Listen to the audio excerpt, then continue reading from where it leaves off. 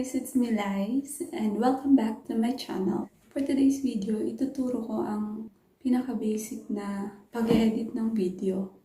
And gamit yung application na to na ginagamit ko din dati pa. So, nire-recommend ko tong application na to dahil napakasimpleng gamitin, madaling mong matutunan talaga. Ito yung ginagamit ko din dati nung nagsisimula akong gumawa ng mga content.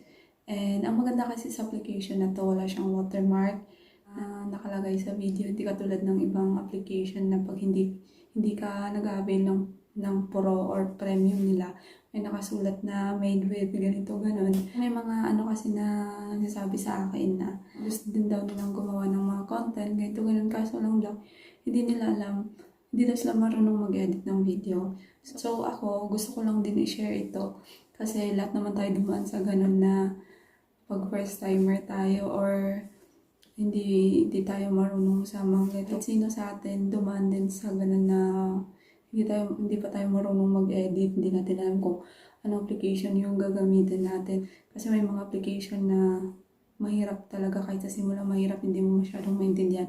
Pero itong application na to, dali lang talaga matutunan. Ito din yung gusto ko i-share sa inyo para at least kahit pa paano makatulong din ako konti sa mga kakasimula pa lang sa pag-vlog o nagbabalak na mag-vlog. So, huwag na natin patagalin. Simulan na natin. So, hi guys! Magsisimula na tayo.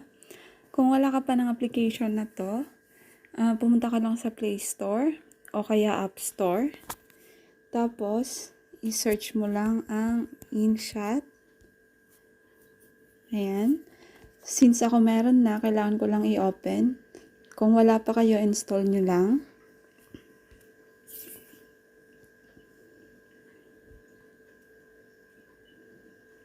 Yan.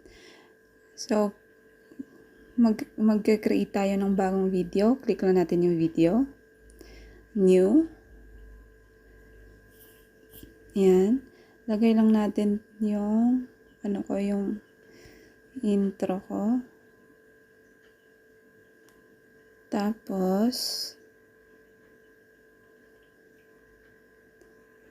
natin tong plus sign. Tapos, video ulit. Click natin yung video na gusto natin ilagay. Example ito. Yan.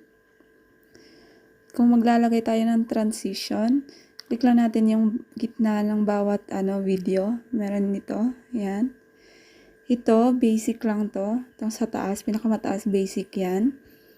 Na pwedeng gamitin natin pag hindi tayo naka-pro. Kasi itong super, galing dito sa super hanggang pababa na, is, siya, pro na siya. Kung hindi tayo naka-avail, ayan, hindi natin pwedeng gamitin. So, since wala ako niyan, hindi ako naka-avail niyan, yung basic lang gagamitin natin. Ayan, mamimili na tayo. Hi guys! Hi guys!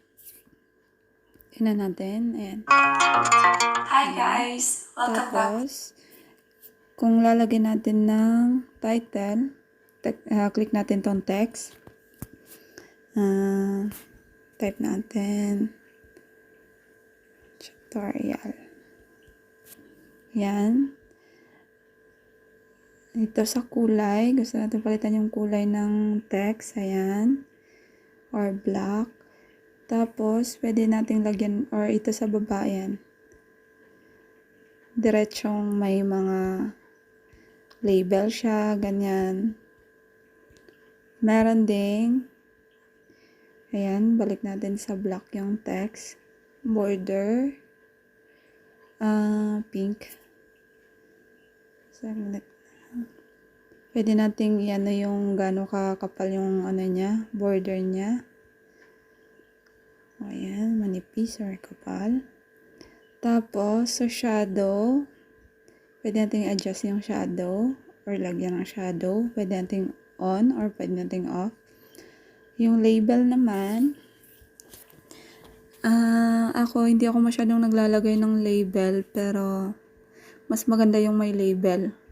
Alam nyo na. Ayan. Ito. palitan na natin ang kulay. White lang para simple. Tapos opacity, kung gaano ka labo yung gusto nating ilagay dyan. Or ano, pero mas maganda yung hindi malabo. Mahirap yung malabo eh. Tapos na tayo dyan sa title niya. Font, palitan natin yung font. Hanap tayo ng font. Ito lang maganda din sa InShot kasi kahit hindi ka naka-pro, ang dami niyang font na pagpipilian. Cute nito ah. Ayan, tapos yung natin yung ito. Ayan, sizes ng ano niya. Tapos, spacing ng ano, ng letters. Sa banda lang yung ganito. Tapos, ito naman yung animation. Ito, kung paano siya papasok yung title. Ayan. Ako gusto ko lang simple. Ayan. Tapos, yung out naman, simple lang din. Pero mas, kung gusto nyong ganito, mga ganyan-ganyan na parang kuwela siya tingnan, pwede naman. Pero ako mas gusto ko yung simple lang. Yung sa out naman, pababa yung gagawin ko. Ayan. So, yan. Tapos na tayo sa Hi guys! Welcome back to my channel. naman, For today's kung video, gusto natin maglagay ng sticker, click lang natin yung sticker. Yan, mamimili lang tayo. Meron din dito, ganyan. Yung iba dito, kaso nga lang yung sticker niya, hindi ako masyadong nagagandahan sa mga sticker niya. At saka, mostly, ay naka-pro. Meron din naman dito sana na hindi, katulad nito. Pero mostly talaga ng mga sticker niya ay naka-pro. Kung gusto mo naman na maglagay ng sarili mong sticker or picture mo, click mo lang yan, ito. Tapos, click mo tong plus sign. Ayan, dadalhin ka niyan sa gallery mo. Piliin mo lang kung alin yung gusto mong ilagay doon. Ayan. And, kung gusto mong maglagay ng music, click mo lang yung music. Dito sa InShot, may mga music na dito, katulad nito. Pero, pag gumamit ka nito, kailangan copy mo yung description niya. Tapos, lagay mo dun sa description ng video mo para hindi ka makopyright. Hindi ako masyadong gumagamit niyan dahil ako gumagamit talaga ako ng video, ng music na galing talaga sa YouTube library, sa audio library nila. So, ito, ayan, galing yan sa, mostly dyan, galing yan sa YouTube library. Ayan, example natin. Tapos, effects, ayan.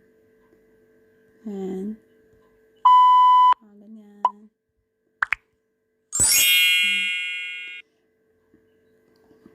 Tapos, kung gusto mong mag-record ka ng boses mo, kaya kung may gusto kang magsasalita ka, yan, click mo lang yung record.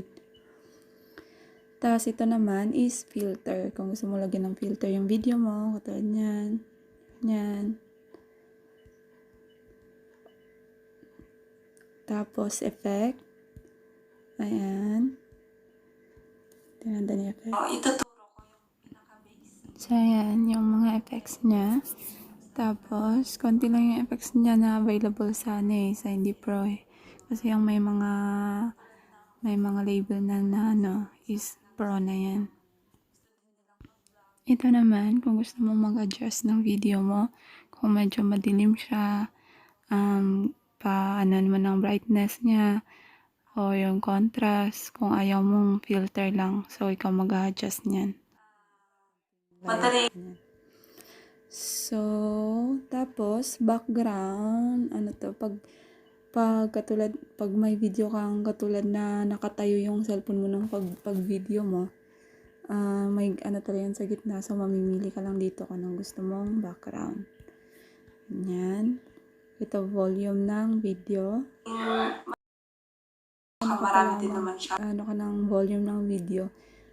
Every video dapat i-click mo kasi hindi pag nagbaba ka ng volume o nagtaas ka ng volume sa isang video, sa lahat na yan mag-adjust.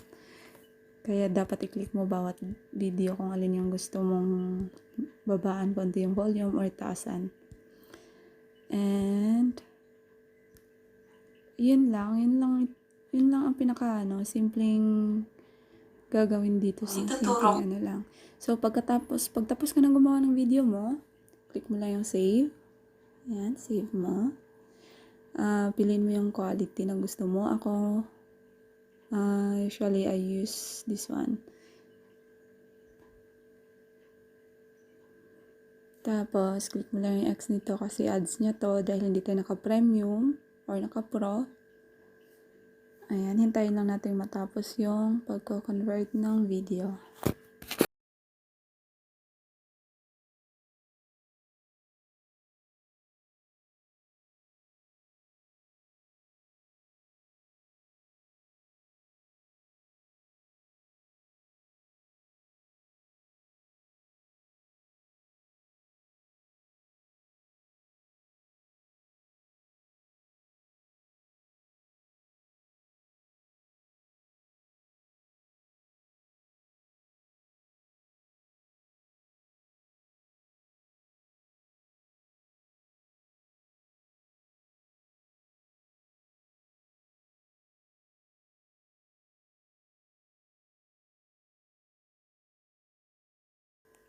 So, ayan. Tapos na tayo. Tingnan natin yung video.